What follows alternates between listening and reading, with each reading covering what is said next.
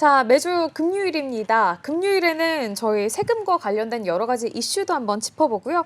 어떻게 하면 똑똑한 납세자가 될 수 있을지 이 세금 안에 숨겨진 1인치까지 파헤쳐보는 시간입니다. 네, 금요일마다 세금 알려주는 남자 정현태 세무사님과 함께합니다. 어서 오세요. 네, 어서 오세요. 안녕하십니까. 네. 정현태 세무사입니다. 야, 네. 반갑습니다.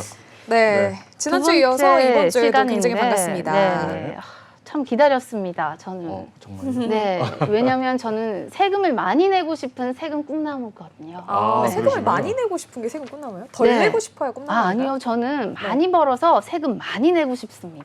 좋습니다. 좋습니다. 국가에 기여할 수 있는 거죠. 네. 네. 그런 방법도 네. 나중에 한번 찾아주시죠. 세금 네. 많이 낼 수 있는 방법도 나중에 한번 찾아보기로 하고. 사실 어떤 기부하고 뭐 이런 거보다도 네. 정상적으로 정확하게 세금을 내는 게 네, 사실 맞습니다. 훨씬 더 국민의 의무에 충실한 겁니다. 네. 납세 의무는 4대 의무니까요. 네, 그럴 수 있을 것 같습니다. 저희 저번 주에는요, 이 부동산 취득세 세금에 대해서 한번 알아봤는데요. 이번에는 부동산 보유 시에 낼 세금에 대해 알아본다고 합니다. 이런 부분도 한번 알려주시죠. 네네네. 부동산을 취득하는 단계, 보유하는 단계, 매각하는 단계 이렇게 다 세금이 있는데요. 오늘은 그 중에서 보유하고 있는 동안에 내는 세금이죠. 일반적으로 두 가지 세금에 해당이 됩니다. 일반적인 건 아니고요. 대부분은 재산세를 내게 되고요. 일정한 규모 이상이거나 뭐 예를 들어서 주택을 뭐 여러 채를 가지고 있다든가 이럴 경우에는 종합부동산세를 냅니다. 일반적으로 이제 뭐 토지라든지 뭐 다른 것들을 이야기하는 것보다 주택을 보유하신 분들이 많으니까 주택 위주로 설명을 하도록 하겠습니다. 네. 그래서 종합부동산세 계산 구조를 가지고 이게 계산 구조는 재산세랑 좀 비슷해요. 그래서 종합부동산세를 가지고 설명을 할게요. 그 화면이 뜨면은 더 좋을 것 같은데 그 주택 공시 가격이라는 게 있어요. 네. 주택 공시 가격은 개별 국가가 개별 주택에 대해서 가격을 공시를 합니다. 재산세라든지 이렇게 종합부동산세 같은 거를 과세하기 위해서죠. 물론 이거는 거래가 되는 가격에 대해서 세금을 매기는 게 아니기 때문에 시가보다는 통상 낮습니다. 그래서 한뭐 작게는 60%부터 한 80% 정도까지 이렇게 되는데요. 그래 공시 가액에다가 또 그 초과되는 금액이 있어요. 근데 공제 금액이라는 게 있어요. 네. 이 공제되는 금액이 어떤 거냐면은 예를 들어서 1세대 1주택자다. 그러면은 이게 12억 원까지가 공제가 됩니다. 그러니까 내가 주택이 하나밖에 없고 공시가액으로 12억 원이 안 되더라. 그러면 세금 근처로 갈 필요가 없다라는 거죠. 물론 이거는 종합부동산세입니다. 재산세는 납부하게 됩니다. 네. 네, 그래서 또 여기에다 그러면 공제 초과하는 금액에다가 공정시장 가액 비율이라는 걸 곱해서 내가 납부해야 될 과세 표준을 계산하게 되는데 이 공정시장 가액 비율이라는 게 어떤 거냐면은 일방적으로 정하는 거예요. 내가 세금을 이제 100%가 아니라 깎아준다는 개념으로 이해하시면 될 것 같아요. 지금은 공정가액 시장 비율이 60%예요. 네. 근데 2022년에는요, 이게 90%였어요. 근데 많이 낮아졌죠. 작년에 낮아져서 아직까지 60%가 유지가 되고 있습니다. 그러니까 공정시장 가액 비율을 곱해주니까 세금이 어떻게 돼요? 줄어드는 효과가 생기죠. 네. 나머지 부분에 대해서는 또 다음에 얘기를 하고 계속 이어서 얘기를 하고 일단은 그 표에 대해서는 여기까지 얘기하는 걸로 하겠습니다. 네, 종합부동산세 그리고 재산세에 대해서 뭐 12억 1주택 미만이면은 이제 부동산세는 안 내고 재산세만 낸다. 그렇습니다. 뭐 이렇게 말씀을 해주셨는데 다음 질문도 한번 부탁드리겠습니다.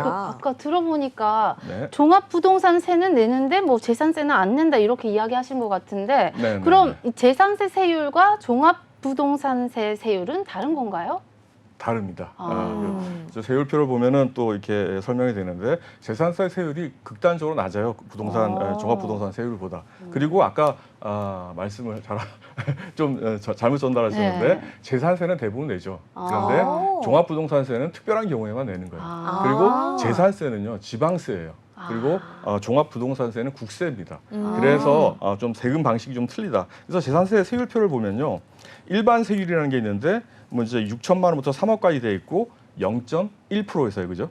0.4%까지 세율이 아주 낮다라는 걸 알 수가 있어요, 그죠? 네. 그런데 여기에다가 또 이제 원래 이게 일몰 세율이어가지고 한시적으로 다 일반 세율을 적용하는 거였는데 9억 원 이하 1세대 1주택에 대해서는 이거보다 더 낮은 특례 세율을 또 적용을 해줍니다. 요건 이제 3년 동안 연장돼가지고 그래서 0.05%에서 0.35%까지 이렇게 오. 되는 걸로 되어 있어요. 그리고 그 보면은 종합부동산세 같은 경우에 최하가 3억 원 이하라고 하더라도 0.5%입니다. 상당히 높죠. 그리고 2주택자, 3주택자에 대해서 또 3주택자에 대해서는 94억 원을 초과하는 경우에 와. 5%까지 과세가 됩니다. 이게 상당한 거예요. 왜냐하면 재산에 대해서 과세를 하는데 한번 생각해 보세요. 상업용 뭐 이렇게 부동산도 네. 우리가 투자 수익률이 한 5% 나오기가 힘들어요. 네네. 예를 들어서 우리가 100억짜리 건물을 가지고 있어요. 그러면 임대료로 5억 못 빼기가 봤죠. 쉽지 않죠. 네. 예. 그리고 강남 같은 경우 2%, 3%, 뭐 공실률 감안하면 더 떨어질 겁니다. 그죠? 그래서 이게 상당히 대단한 세금이다. 오. 상당히 내가 뭐 한 10주택 가지고 있다 이러면 실질적으로 5% 적용될 수도 있어요. 그죠? 네. 그러면은 사실은 이거 임대해가지고 이거 세금 내고 나면 남는 게 하나도 없을 뿐만 아니라 오히려 더 빚내서 세금 내야 되는 아주 무서운 정말. 세금이에요. 사실은. 네. 그러니까 재산이 많은 또 뭐 주택이 많은 분들한테는 아주 무거운 세금이 될 수 있는 거죠. 네. 오. 아 근데 저는 좀 궁금한 게 지금 여기 네. 표에 보면은 네. 뭐 94억 원 초과 이렇게 지금 나와 있는데 네, 그 네. 공시 가격이 원래 실거래가보다 좀 낮지 않습니까? 맞습니다. 그런데 공시 가격으로도 94억을 초과하는 주택이 진짜 있나요? 있습니다. 아, 제가 한번 뽑아봤는데 네. 뭐 좀 상대적 박탈감이 좀 느껴집니다. 생각하기에는. 그래요? 네. 이거 실질적으로 이거보다 한 20% 정도 더 가중해서 생각해요. 실질 시가는 그러면 지금 1등하는 주택이 청담동에 있는 더 펜트하우스라는데 모 연예인이 사는 집이기도 한데 네? 이게 164억 정도 공시돼 있어요. 이야. 와. 그러니까 한 제가 봤을 때 한 180억에서 200억 사이가 실거래가가요. 그렇게 네. 되지 않을까 싶은데 요게 전용 면적이 407제곱미터니까 한 130평 되나요? 네. 우리가 알기 쉬운 평수로 얘기하는 이런 정도로 상당히 사시는 분들이 있다. 그리고 뭐 이런 주택을 뭐 두 채, 세 채 소유가 하고 있으면 이 가액들이 합산이 되잖아요. 네. 합산이 되면 실질적으로 100억을 넘어가시는 분들이 꽤 있을 수도 있다라는 걸 말씀을 드립니다. 실질적으로 또 주택을 좋아하시는 분들은 두 채, 세 채 이렇게 가지고 계신 분들도 있어요. 네. 네, 부럽습니다. 네, 제가 두 분 앵커분한테 네. 질문을 또 하나 드리겠습니다. 네. 재산세든 종합 부동산세든 이게 재산에 부과하는 세금이라는 말이죠. 맞습니다. 네, 소위 말해서 미실현 소득이라고 얘기해요. 네. 소득이 있으면은 담세력이 있죠. 세금을 부담할 능력이 되는데, 그죠? 근데 이게 재산만 있는데 내가 소득도 없는데 여기에 대해서 세금을 부과하는 게 과연 정당한가요? 아, 이거 좀 애매한 것 같아요. 주변에 보면 이 집값은 오르다 보니까 네. 이 깔고 앉은 집이라고 이제 표현을 하더라고요. 그렇죠. 집 하나 깔고 앉은 많은 어르신들이 쓸 돈은 없는데 내가 이제 그렇죠. 굴릴 수 있는 현금은 없는데 네. 내야 될 세금만 많아서 힘들다 이렇게 말씀하시는 분들도 좀 많고. 맞습니다. 그래서 뭐 이렇게 세액공제 제도라든지 이런 제도들을 마련해 놓고는 있는데 어쨌든 간에 제가 봤을 때는 논란의 여지가 있는 세금이다. 그래서 심지어 미국 같은 경우에는요, 이런 부유세 논란이 있었어요. 미국 같은 경우에 미국 상위 1%가 재산이 어느 정도 될 것 같아요? 어마어마할 것 같습니다. 어마어마할 것 같은데. 우리나라 돈으로 그러니까 1,100만 불 이상 되는 사람들. 1,100만 불 이상. 1,100만 불이면 한 150억 정도 됩니다. 지금 환율 기준으로. 우리나라 1%가 어느 정도 될 것 같아요? 우리나라는 그거보다 훨씬 더 기준이 좀 낮을 것 같긴 한데. 작아요, 그죠? 그쵸? 왜냐하면 우리 같은 경우에는 자산 가치가 예를 들어서 주식 가치라든지 이런 것들이 자산 가치가 상당히 저평가되는 경우가 네. 많기 때문에 한 30억 정도 됩니다. 그렇다고 하더라도 미국 1%가 압도적으로 많은 건 어떻습니까? 미국은 부의 분배가 불균등한 거죠. 아, 그래서 진위계수 네네. 같은 게 있어요. 진위계수를 네네네. 이렇게 보면은 1에 접근할수록 불평등도가 높은 거예요. 미국이 한 40%가 넘는 것 같아요. 우리나라는 32% 정도 되거든요. 그러면 우리나라가 훨씬 더 부가 공평하다라는 거죠. 네, 그렇네요. 네, 그래서 미국에서 그래서 이 너무 극단적으로 이렇게 잘 사는 사람은 너무 잘 살고 네. 못 사는 사람은 너무 못 산다. 네, 그래서 부유세를 한번 매겨보자. 그래서 민주당 의원이 민주당이 약간 조금 네. 좀 그런 걸 그쵸, 평등을 그쵸. 추구하잖아요, 그죠? 그래서 이거를 한번 제안을 했었던 적이 있어요. 3년 전에 발의했는데 순자산이 5천만 달러.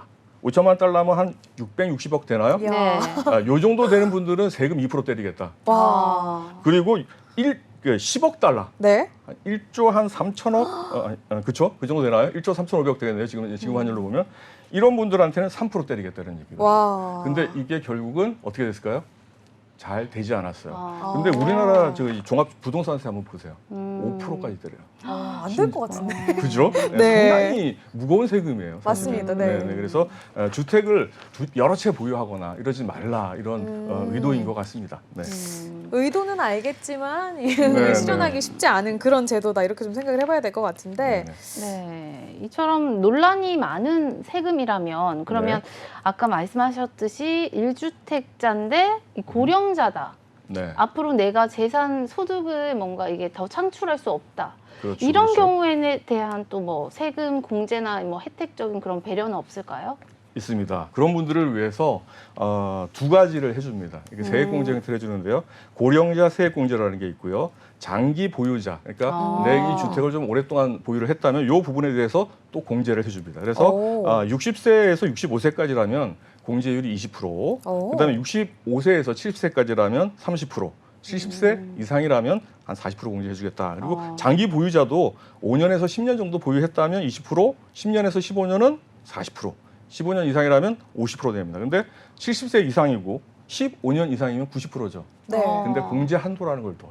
그래가지고 80%까지만 해주겠다 이런 거. 100%까지 가지는 않는군요. 이 장수를 해도. 100%까지는 뭐 좀 너무 심하지 않느냐 이렇게 보는 것 같아요. 80%도 상당히 그럼요, 많이 그럼요. 깎아주는 거예요, 그죠? 그리고 사실 우리가 1주택자라면 우리가 12억 원까지 공제가 되잖아요. 그쵸. 거기서 이미 공제 받고 넘어왔기 때문에 네. 실질적으로 여기서 80% 깎여버리면은 별로 세금 낼 게 많이 없습니다. 예, 그걸 이해하시면 될 것 같고, 그리고 이게 추가적으로 예를 들어서 작년에 냈던 세금보다 올해 내는 세금이 한 150%가 넘어간다.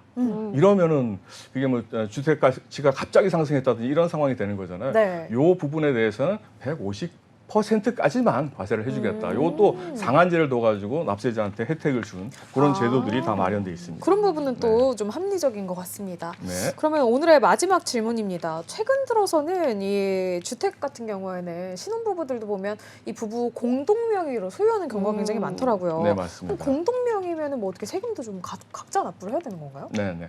그 아까 오. 처음에 그 계산 구조에서 보면은 네. 9억을 공제하도록 돼 있잖아요. 네네네. 근데 부부가 예를 들어서 주택을 하나 가지고 있는데 50% 가지고 있고 50% 가지고 그쵸? 있으면 네. 두 분 다 9억 원씩 공제가 되니까 둘이 합치면 얼마 공제가 돼요? 그럼 18억까지 그러면 그렇죠. 18억까지 되는 공제가 거예요? 됩니다. 그러면은 아. 부부 공동 명의로 한 거하고 그냥 일반적인 경우하고 12억 대 18억이니까 한 6억 정도가 네네. 공제가 더 많이 되는 거죠. 오. 네, 그래서 이 부부 공동 명의로 이렇게 해도 되고, 근데 내가 또 고령자이고 1주택자예요. 그러면은 또 아까 어떻게 세액 공제가 된다고 했죠. 근데 이거를 내가 12억을 받고 세액 공제를 받는 게 유리할 수도 있잖아요. 그럴 수 있죠. 아까는 80%까지 공제된다고 했으니까. 네네. 그래서 이 두 개를 비교를 해서 이 두 개를 원칙적으로 어떻게 돼요? 18억을 공제를 해주고 끝내는 게 원칙이에요. 근데 네네. 내가 신청을 하면은 네. 요걸 선택을 해서 요게 공제가 많으면은 요 공제 많은 걸로 할 수 있게 해주겠다. 이렇게 법이 돼 있습니다. 좀 더 나은 네. 선택지를 고를 수 있게끔 또 제도가 그렇게 그렇습니다. 마련이 되어 있네요. 네. 네, 오늘도 잘 들어봤습니다. 오늘은 많은 분들이 궁금해하셨을 종합 부동산세에 대한 다양한 이야기 나눠봤습니다. 세무사님 오늘 말씀도 감사합니다. 네, 감사합니다. 고맙습니다.